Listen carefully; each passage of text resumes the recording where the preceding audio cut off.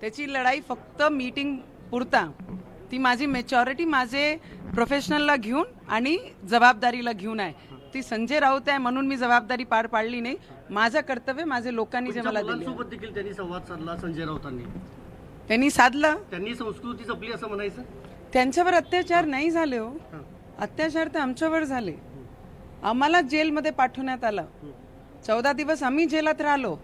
संस्कृती आणि मेचॉरिटी आम्ही जपली आहे, त्यांनी नाही. त्यांच्यासोबत अत्याचार नाही झाला. त्यांची स्वास्थ्य बिघडली नाही.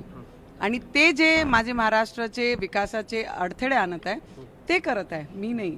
तर माझी लढाई करप्शनचे लंका अगेन्स्ट हे होती आहे आणि राहणार आहे. महाराष्ट्रामध्ये कधी जाणार आहात? शेवटचा प्रश्न. अमरावतीला कधी जाणार? 23ला माझं प्रिव्हिलेजचा जे अधिकार आम्हाला आहे, माझ्यासोबत जे जे घडत आहे, जसं जसं घडलं, जसं जसं व्यवहार त्या डिपार्टमेंटनी केला, जसं जसं तिकडचे राजकीय लोकांनी व्यवहार केला, त्याच्या अगेन्स्टमध्ये 23 तारखेला प्रिव्हिलेजमध्ये जाऊन मी माझा हक्क बजावणार आहे आणि माझा पूर्ण स्टेटमेंट तिथे होईल आणि प्रत्येक व्यक्तीने जसं जसं केलं त्यांच्या अगेन्स्टमध्ये मी बोलणार आहे. बोलिए. जो आपका जो मैम ये पार्लियामेंट्री कमेटी का ट्रिप रहा इस पे मी संजय राऊत साहेबांना एक प्रश्न विचारला होता जेव्हा आमचं एक कम्युनिकेशन चालू होता की एक मुलगीनी मला विचारलं की मॅडम असं का होतंय बा, विमेनला पुढे येऊ देत नाही. मी म्हटलं मी आलेली आहे ॲज अ इंडिपेंडेंट, आपल्याला लढा लागते, पण मला एकटी पाहून महिलाला डॉमिनेट करण्यासाठी मला इथेच काही लोक बसलेले आहे आणि मी आता 14 दिवस जेल भोगून आलेली आहे मिली आणि मला टाकणारे हेच लोक आहे. त्याच्यावर त्यांच्याकडे काहीच उत्तर नव्हता. पण संजय राऊतांनी काल जेव्हा ते दिल्लीत आले होते त्यावेळेला त्यांना तुमच्याबद्दल प्रश्न विचारला, त्यावेळेला त्यांनी हेच सांगितलं की अनेक खासदार होते, 40 खासदार होते, कुणाकडे लक्ष जाईल असं डायरेक्ट राजकारण नव्हतं. आम्ही सोबत जेवलो जरी असेल, बसलो जरी असेल, त्यात काही नाविन्य नाही एवढं. ते जेल नाही भोगून आले, त्यांना हे अनुभव माहीत नाहीये. जेव्हा ते जाईन तेव्हा मी त्यांना प्रश्न विचारीन. त्याच्यानंतर दुसऱ्यासोबत राहणं एवढं साहजिक आणि चांगल्या पद्धतीने मला वाटते थोडासा कठीणच राहील. आपल्यासोबत बोलण्यासाठी आमदार रवी सर राणा आप देखील आहेत. मैम जो आपका ये पार्लियामेंट्री कमेटी का ट्रिप रहा है इसमें क्या कुछ निकल के आया, क्या कुछ डिस्कस हुआ खास इस पर? सी लेह लद्दाख जब से यूटी हुआ है उसके बाद का ये पहला दौरा एज ए एक्सटर्नल कमेटी हम लोगों ने किया है. बहुत सारी कमेटी के दौरे होते हैं, स्टडी बेस पे हम जाते हैं, क्या क्या समस्या है वहाँ पे. मेजरली पासपोर्ट इशू बहुत दिखी गई हैं. कम्युनिकेशन थोड़ा सा, कनेक्टिविटी अभी भी बहुत पीछे हैं. कई विषय जैसे पासपोर्ट्स के लगते हैं उसको 1-1 साल लग जाते हैं, तो ये लोगों की शिकायत थी. पर एग्रीकल्चर बहुत ज़्यादा अच्छा डेवलपमेंट हुआ है.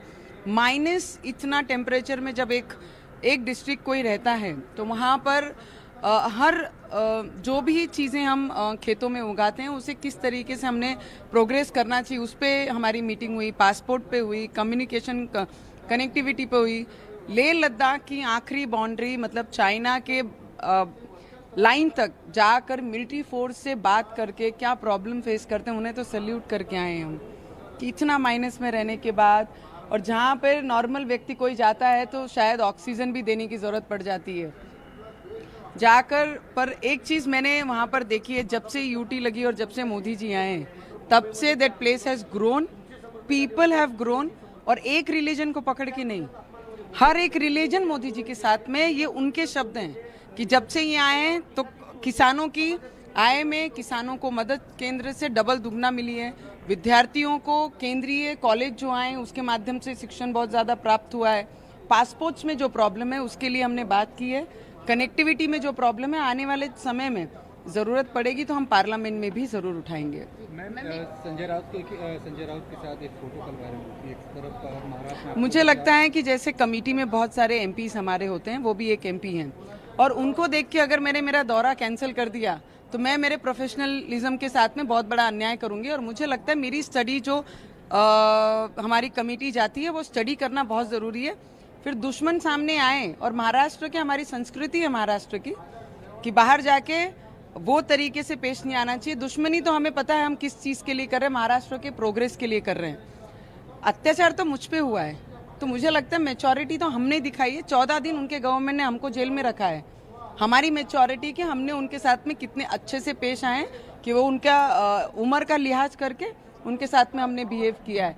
मेरे कामों में मैंने प्रोग्रेस के लिए लड़ाई की है और ये करप्शन की लंका हटाना है और उसके विरोध में मैं पहले भी थी, अब भी हूँ और आगे भी रहूंगी, उसमें कोई शंका नहीं है।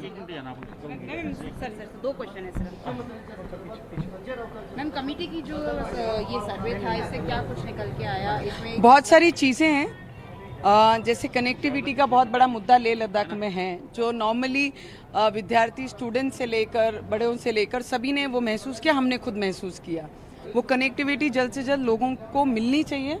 उसके बाद किसानों की इसमें बहुत बड़ा प्रोग्रेस, ये जब से यूटी बना है और जब से मोदी जी आए हैं तब से उनको मुझे लगता है 3 गुना 4 गुना ज़्यादा उनको बेनिफिट्स फार्मर्स को ये सरकार के द्वारा दी जा रही हैं। विद्यार्थियों को केंद्रीय कॉलेज देकर उनके शिक्षण में बहुत बड़ी मदद दी जा रही है। तो ये सब चीज़ें अगर आप देखेंगे और हमारी जो मिलिट्री फोर्स नेवी जो काम कर रही है चाइना बॉर्डर तक, मुझे लगता है उन्हें तो सैल्यूट करना पड़ेगा, क्योंकि जिस तरीके से वो वहाँ रह के हमें सिक्योर करने का काम कर रहे हैं शायद ही कोई कर सकता है। मैम आज वो जो है पीएम मोदी ने एड्रेस किया, बताया कि उनकी सरकार के 8 साल पूरे होने वाले हैं और उन्होंने बोला आगे वाले टाइम पर जो है वुमेन के लिए, पुअर लोग के लिए काम करना चाहिए। आप लद्दाख से होकर आए हैं, वुमेन का क्या इशू आपको?